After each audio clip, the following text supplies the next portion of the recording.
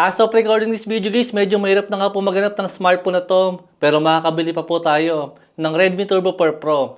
Guys, bago pa magmahal yung mga smartphone nga po ngayong taon. At ramdam na nga po natin yan sa may first half nga po ng 2026. At guys, mas mararamdaman po natin yung pagtaas na po ng mga presyo ng mga smartphone ngayon pong second half po ng 2026. At bago po magkaubusan guys ang stock nga po ng Redmi Turbo 4 Pro, guys, mas okay po na makabili na po tayo ng smartphone na to. Dahil napakaganda pa rin po niya ngayon. Guys, sa mga naka-Poco F7 dyan or Redmi Turbo 4 Pro, mas okay po na kung iingatan nyo po muna yung smartphone nyo. Dahil baka mahirapan na nga po tayo na makabili nga po ng ganitong kalakas sa smartphone ngayon sa around 15,000 po na presyo. As of recording this video guys, isisa po si Poco F7 5G sa pinakamurang smartphone nga po na meron Snapdragon 8S Gen 4 ngayon. Hindi kayo mabibitin dito kung more on Mobile Legends lang po yung nilalaro nyo. Napakaganda pa nung ating display na meron pong AMOLED 120Hz refresh rate. Alam ko guys, marami pong gaming po na merong mataas sa refresh rate sa kanya. Pero guys, wala naman po silang Dolby Vision at wala po silang HDR10+.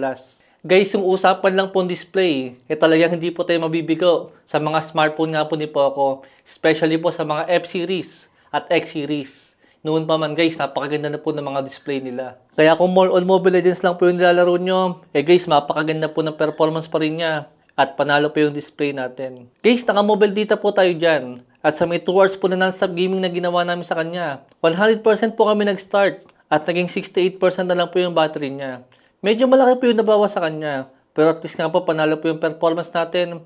Then sa may temperature niya, umabot po siya ng 45 degrees Celsius. Medyo mainit siya. Pero at least mura lang. Isa pang ma-appreciate po sa may smartphone na to is napakaganda rin po ng kanyang build quality. Meron siyang metal frame. Naka-glass back din po siya. Meron po siyang IP68 and water and dust resistant nga po na ratings. At meron po siyang Gorilla Glass 7a na protection. Guys, medyo mahirap po makakuha ng ganyang klase po ng combination ng mga specs. Yung malakas po yung processor, maganda yung display, at maganda po yung build quality. Dito nga po sa mga bagong labas sa mga smartphone. Makakakuha na lang po tayo ng ganyang combination ng specs kung sa mga lasher model nga po tayo titingin ngayon. Pero syempre hindi naman po perfect ang smartphone na to. Dahil nandito nga rin po yung problema ng Poco F7 last year.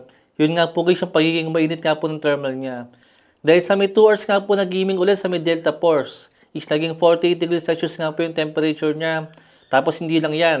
Dahil medyo ramdam ko nga rin po yung frame drop sa kanya habang naglalaro. Tapos nakakapaso pa sa kamay guys. Yung init nga po ng smartphone na to. Buti pa si GT50 Pro guys, mainit din po yung thermal ng smartphone na to. Pero hindi po ako nakaramdam ng frame drop sa kanya. Unlike nga po sa may Poco F7. Guys, mahigit pong parehas ang smartphone na to. Pero mas mura po si Poco F7 compare nga po kay GT50 Pro. Guys, stable po yung nakuha naming performance sa kanya. Kahit napakainit po niya. Ang isang problema lang po talaga nito is masyado po mahal yung kanyang presyo. Na umabot na nga po ng 25,000. Pero kung Delta Force player nga po kayo guys, ay hindi ko po marirecommend sa inyo itong si Poco F7 at si Redmi Turbo 4 Pro. Dahil medyo may frame drop nga po siya sa may Delta Force guys, pagka po umiinit na. Then sa may battery natin is nabawasan po siya ng 28% sa may 2 hours po na gaming. Dito nga po sa may Delta Force. Guys, ito pa isang malaking patunay. Talagang mainit po talaga ang Snapdragon 8S Gen 4 mula noon hanggang ngayon. Dahil 48 din po yung inabot ng kanyang temperature sa isang oras nga po na gaming dito po sa may NTE. Pero sa may performance guys, maganda naman po yung nakuha namin sa kanya.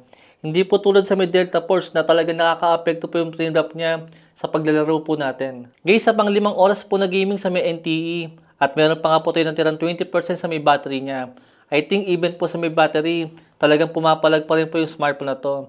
Dahil meron nga po siyang 6.5 mAh siya battery at meron po siyang 90 watts sa charger. Guys, ito po yung klase ng gaming po na wala naman akong problema kung mainit nga po yung kanyang thermal. As long as mura nga po yung presyo. Unlike po kay GT50 Pro, guys, masyado pong mahal yung 25,000. Siyempre, deserve naman po natin ng gaming phone po na walang overheat na problema. Unlike nga po sa kanya.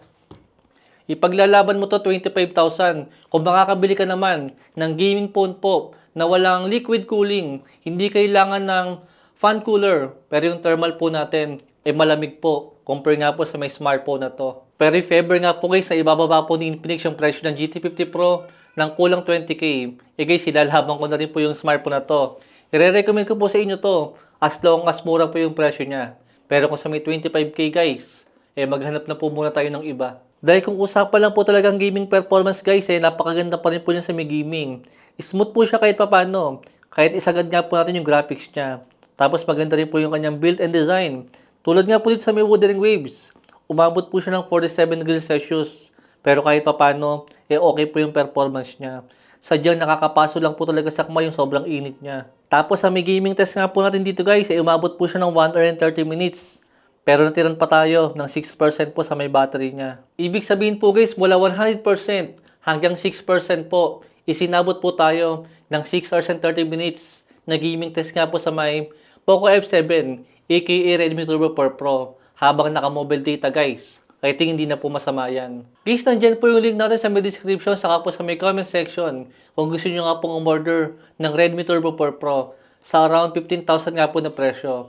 Pero mas maganda guys, hintayin nyo na po yung 7/7 sale dahil sigurado magmumura pa yung presyo niya. Balik na lang po guys yung video natin kung sakali po nakatulong sa inyo. Thanks for watching!